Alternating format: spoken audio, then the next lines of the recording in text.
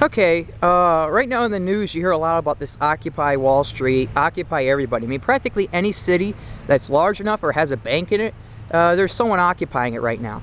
And if you remember in your history books, American children, anything about Hoovervilles, isn't this kind of reminiscent?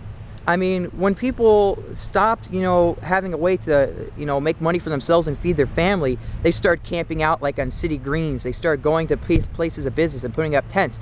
They don't have money. They can't really afford to live. And that's not all these people. Some of these are protesting for other reasons. But, I mean, it's unbelievable. I mean, how we just keep on bailing out banks and businesses. It makes no sense. I mean, in order for the system to clean itself, capitalism is a self-cleaning system, you have to let the businesses that can't succeed fail. All right. And when you are saying that something's too big to fail, which is not true, all right, and giving them hard-earned taxpayers' money, it's basically communism. It's socialism. You are now sticking your hands in the system and telling who's going to succeed and who's going to fail. All right. And these people, I mean, a lot of them have legitimate reasons for being there. There's a lot of people out there which aren't, well, let's just say like this, like anti-big business stuff they're talking about. That's not true. The media, I believe, is trying to co-opt this to try to keep it as a simple right-left argument where like, oh, these are Obama supporters and they're tired of big corporate America and they just want money for everybody and freedom and raise the taxes on the rich. That's not really the case. There are people who are like that there. There is some socialists and communists and all the other stuff there. But there's a lot of people there who are honest, hardworking Americans, and they have other concerns. Like, first off the bat, though, it is very similar. Why do we keep on bailing out businesses that don't help me? Why does Wall Street need a bailout? And they look like they're doing pretty well. And every time we give them more money, they start blowing it and losing it.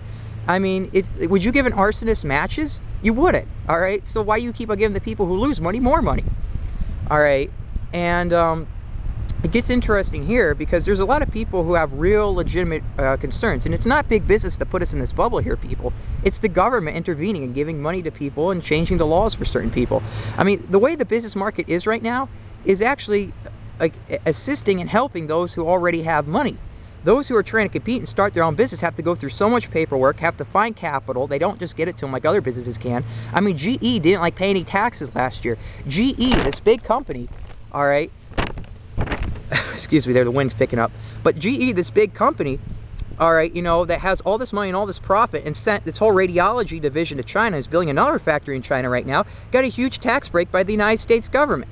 Does that make any sense? No. All right, but yet average Americans, if we, let's say, have a problem with our economy and, well, you know what, I got laid off but I can't pay my bill, do they help you out? Do they say, oh, don't worry about that, it's okay, you're too big to fail? No, they don't think like that. All right, so why are we giving benefits to those who, let's be honest, you really don't deserve them? All right, I saw some things about the Wall Street protests, I'm going to be honest with you, that did upset me, really made me angry. I saw young kids walking around saying that like, oh, I'm here so the government forgives my student loan.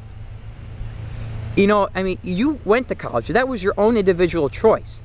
You decided to go. You signed that note, that just like a mortgage, saying, I will pay you back when I can. This is the terms I've agreed to. All right. You know what? I would like that. I would like to be able to go to college for free. But right now, I'm doing things many young people won't do for a job so that I can make money, so that I can pay up for my college. All right. It costs money to go to school, and there's no chance, there's no guarantees you're going to find a better job at the end of the road. But I want to do it for myself, and I'm out there trying to make money. So if you're in there, the Wall Street protest just because you want a free money, I mean, I understand how, like, some people in Wall Street get free money, but see, giving it to everybody is still a problem.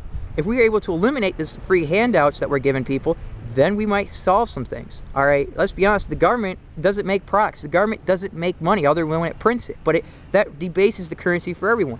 So it's necessary for a business to make money on its own to be sustainable, and that's a word a lot of people are using today in everything. Sustainability. Well, here's a perfect example of that. Is it sustainable to keep on taking money away from people and giving it to someone else? Eventually, someone's going to run out of money here.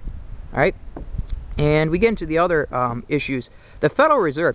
I mean, the Federal Reserve hasn't really been fully audited ever. All right? The Federal Reserve is a private bank. It's just as federal as Federal Express.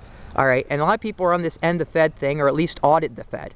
All right, because the Federal Reserve is the one creating the monetary system, making deals with these banks and bailouts. I mean, I should do a video here on quantitative easing. Does it really make sense?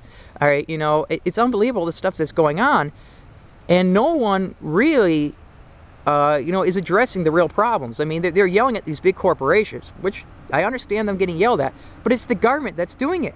The government's the one giving them the money, making the deals, writing the laws. The government's the one we should be addressing right now. And there's so many other things that are being intertwined with this because it's kind of like a light revolution. All right, a lot of people right now are going there and doing different things, and other questions are being brought up. Well, remember back in that year what happened then, or what's this guy doing with this corruption? And all these other things about government are starting to come out. People are starting to question more. And it's not just in the United States. You have people in the United Kingdom, people in the Middle East. You have people everywhere. I mean, even in Connecticut, Hartford, Bridgeport, we've already had, these Occupy protests. New Haven has a bunch on the green. It's very, very interesting, but the problem is it's being co-opted. You have a lot of young kids who don't have jobs. They don't want to work, let's be honest, or at least in a job that's not a desk job. And they're sitting there and basically smoking marijuana and using this as some sort of like hippie gathering. And that's not what it's about. We have real problems or real issues. I mean, it's great that they're there in person, but when they start to change the perception of the movement and discredit it, that's a problem. And I just thought I'd share my opinion on some of this Occupy Wall Street stuff. And there you go.